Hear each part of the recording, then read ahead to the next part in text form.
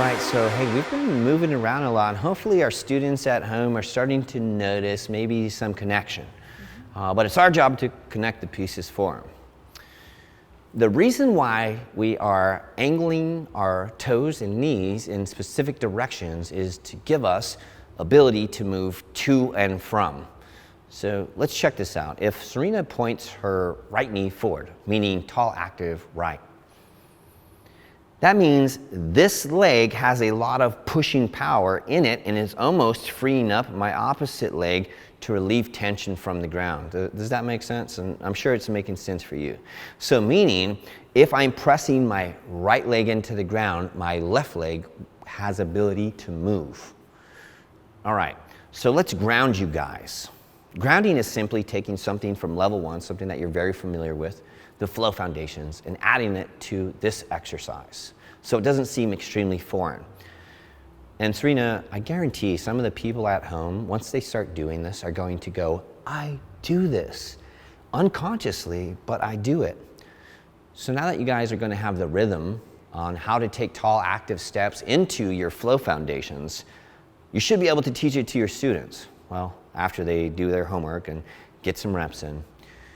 Now guys, we're not going to cover the dragon step in this particular section. The dragon, it's so cool, it has its own section. So we're only going to cover steps 1, 2, and 3. All right, so you're going to need to be able to step forward, side, and back. Serena, I'm going to cue you, and I want you to just go through the movements with me, okay? So if we want our right leg to move, we need to relieve pressure from it, meaning tall, active left. All right, now from here, I want your right leg, which should feel like it wants to lift off, to step forward into traditional step 1. And let's go ahead and go back up, staying in tall, active. Now guys, I want you to watch Serena do this. She's just gonna go from forward to standing. But there's a second, because she has this leg in a stilt position and it's locked, she floats for just a second.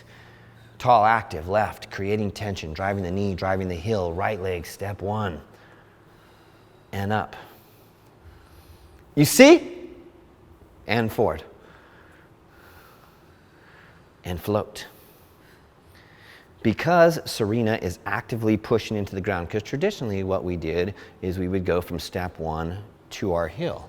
This time, constantly driving up gives us that sensation of freedom, of floating, of flying. And it's very tricky to the outside world. Oftentimes when I do these techniques, people say, how do you move so slow? I'm not moving slower, I'm just moving more at the slow speed. All right guys, so this is going to be your drill.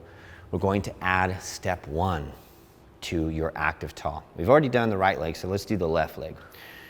And Serena, let's go ahead and face the side so everybody can get a good angle of what this looks like. So right leg's gonna go tall, active, and we're staying in place. Left leg is going to do step 1 and we float into position. And coming back up, keeping right leg tall, active. Good job, Serena. We'll just try and keep our heel. So sometimes you push so hard that it overpowers you. Balance and harmony, lesson 7. All right, left leg, step 1, floating. And up, float. That's the ticket. Let's go and do one more. And up. Switch your active tall. Yes, right leg, step 1. Float. Switch your active tall. Yeah, so Serena, it's because you have so much pushing power. This is all new. This is a lot of energy, and we don't understand how to control it. Think of when you do your step forward, when you come back up, put your foot right back in that position. That way we can switch, hit the forward, toes by toes. Right on. I notice I'm having a hard time finding that perfect balance. That's good for you guys to know at home, okay? So Serena, alternating right side, left side. Yes, left leg steps 1, and we're up. Good job, toes by toes, switching, alternating. Right side 1, coming up and floating. Good work, Serena. I think that's all that they need for that one. And so now you're starting to see doors are opening. Hopefully you thought, so Leo, if I do tall active right inside 45, I have an option to go left leg 3. And now I'm living in the world of the 45s. These windows that we haven't yet played in. Sure, we discovered them, we just really haven't played in them. So as an idea, the knee sets direction for our step. All right, so let's check this out. Let's do step 2. Let's go right leg, tall active. Let me get a little bit in front of you. All right, which direction is my knee pointing? It's pointing lateral. So I have 2 options of movement. Either I can move towards my knee or I can move away. Right on? So if I did left leg 2, I start to get into a lateral lunge, but something funny happens here. I'm in that 90 degree. I need to pivot my heel out to get into my lateral lunge. You guys see how that worked out? All right, I'm gonna go ahead and stand back up. Again, I go right knee active, tall, outside 90. From there, I'm going to push myself back. And since I have that floating sensation, I have time to pivot my heel out. Now you might notice my lateral lunge might be shorter, but that's okay. These things take time to adapt. Up. Let's go to the right side. Left leg, tall active, 90. Creating anti-rotation so we can float. Right leg going outside. Don't forget to turn your heel out as you exit. Right leg 2. And up. Let's go ahead and go again. Left leg tall active. Do you feel that once you create that anti-rotation, this leg just wants to move? And right leg 2. Kick the heel. Boom. And up. All right, Serena, I would just like for you to alternate right side to left side for us if you would. All right, and Serena, be patient with these, okay? Static, fluid, then dynamic. Let's get the heel up. Aim the knee. Create anti-rotation that is ripping apart. That way you are jettisoning your left leg to 2. Kicking the heel out. You guys see how she did this? You see how the heel comes in? Listen, in martial arts, Serena, I've been kicking you for years during our 360 demonstration. We do this thing where we bring the leg up and then you exit the heel out for a little bit more driving force. That driving force corkscrews you into the ground. So if you're having trouble completing that, just lift your toe and move your heel outside. It's that easy. Okay, alternating sides. This time left side. I get excited.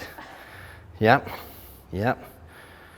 Boom, kicks the heel out every time and we're up. Let's go one more time left, one more time right. Yes, yes. Very good.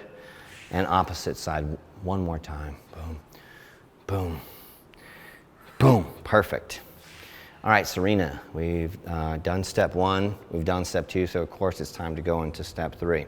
Okay, now this is tricky. Okay, so let's just cue the right leg to move. All right, the right leg is going to move, so I need to apply pressure.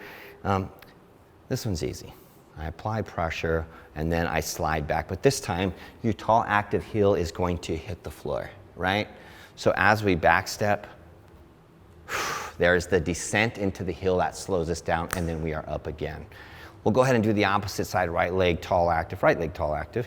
Very good. Create tension, find your float, and then lower your heel into the ground as you drop and up. Remember, you're trying to slow down time and space here. Keep that heel up as long as you can. Yes, and up. Serena, go ahead and face me for these next few. Tall active.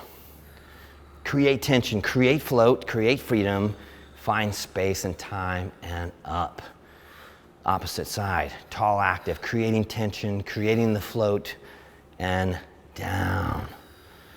Very good. Last one, tall active, slow as can be. That is the step right there, and up. Boom. All right, so hey, it's not 4 steps, so we can't have the same timing of a 2-minute round for each one. Guys, your homework's coming up. This one's going to be difficult. We're going to increase the flow. You're going to alternate step 1, left leg step 1, right leg step 1. Then you're going to do step 2, left leg step 2, right leg step 2. Then step 3, left leg 3, right leg 3. But this is a 5-minute round. Now this is important, right? We need them to find fatigue because flow exists somewhere in between fatigue and failure. So don't hit failure. You don't have to do the whole 5-minute round, but if you do have the ability to stretch out the workout for that 5 minutes, go for it. Guys, if you've already done all the workouts and this is the same day, you probably need to take another day of rest and before you get into the series because we need you for 5 minutes. What I want you to avoid is any shaking ankles. If you feel those ankles start to shake as you step, it's time to decrease the dose of how much anti-rotation or take a rest day. All right, Serena, you ready to move? Oh, yeah. Okay, I'm gonna have Serena move just for a short time. Remember, it's 1-1, 2-2, 3-3. Serena, go slow. Right on? All right, step 1. Left leg, stepping forward. Yes. Tall active right means left leg steps forward. She's up. She does the quick switch foot. Boom, boom. She's forward again. She's up. Foot switch. Whoop. Yep. Exit outside. And up. Don't forget to pivot the knee. Pivot the knee. Opposite side. Going outside, active tall. And out, flicking the heel up. Very good. Going into step 3. Lifting the heel to push yourself back with the opposite leg. Yes. And up. Boom. Opposite side. 1-1, 2-2, 3-3. Being patient enough to point with the knee. Very good. Very good. And you know what, Serena? That's time. All right, guys. You got a 5-minute round alternating left side to right side. Step 1 twice, step 2 twice, step 3 twice. Go through the whole round and we'll see you guys in the next section. Good work, Serena. Really good work.